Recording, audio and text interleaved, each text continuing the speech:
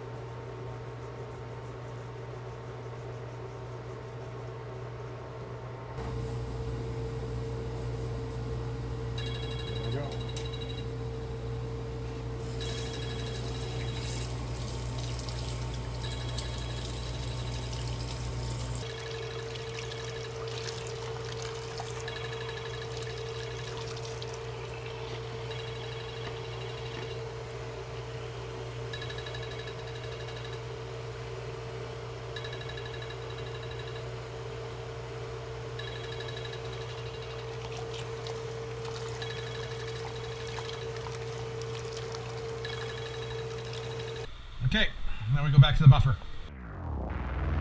In the buffer here for now.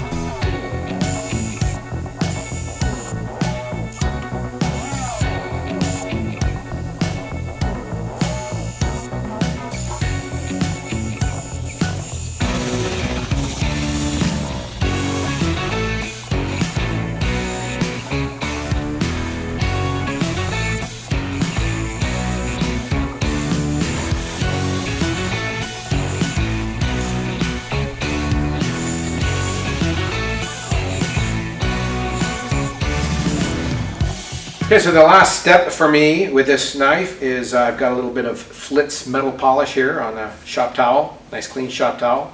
And as I wipe off any remaining buffing compound on this blade and kind of give it one final polish, I'll kind of go through the steps with you again because I had to do a lot of them kind of silently. So the first thing we did is we checked the blade for straightness after the blade had been quenched and tempered, which was not in today's film. And we straightened it out accordingly. In fact, we had to go back to our straightening station several times as we were doing the rough grinding on the 36 grit rotating water stone. You saw how we roughed up that water stone in order to both dress it and to give it a lot more bite, just like the teeth on our diamond lapping plates. And from there, once I got it down to the edge geometry I was looking for, then I transitioned over to my 2x72 inch belt sander. Now, some things to keep in mind there is, first of all, it's adjustable speed. That's really important. And the platen that I was grinding on was a metal platen that had PVC sponge glued to it with 3M contact cement, spray contact cement. And then on top of that contoured PVC sponge, I have a little bit of 2-inch wide graphite tape that you can get from some of the knife supply houses. We in particular get ours from K&G Knife Finishing in Lakeside, Arizona. Shout out to you guys. You guys have been great over the past 32 years. Thank you very much. So Then on that, we used a 100 grit, then 120 grit, 220 grit, and 320 grit. And of note is that when I got to the 220 grit, I actually changed direction so I could see if there are still any deep scratches left in by the 100 and 120 grit sanding belts. All the while still checking for straightness and checking for thickness and even thinning out some areas that needed it. At one point I went to the sharpening stones and just ensured that I had the profile that I was looking for here on the primary edge, and that it was sharp and I had the profile and the right thickness. And after we finished up on the 320, came over here to the buffers and I flap sanded it on, it was kind of a step backwards because I flap sanded it on a 240 grit flap sander and then hit it with the rough buff and then the green compound buff.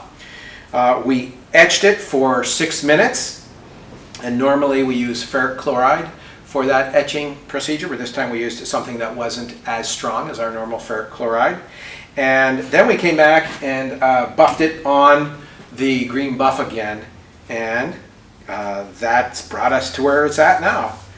And I just finished hitting it with the flits.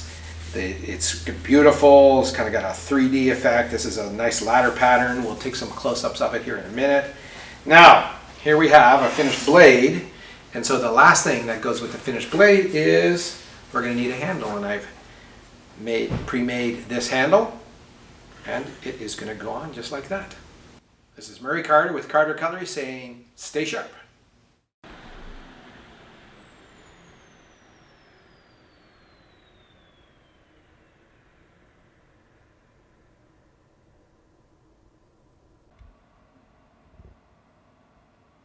Hello everybody, thanks for watching.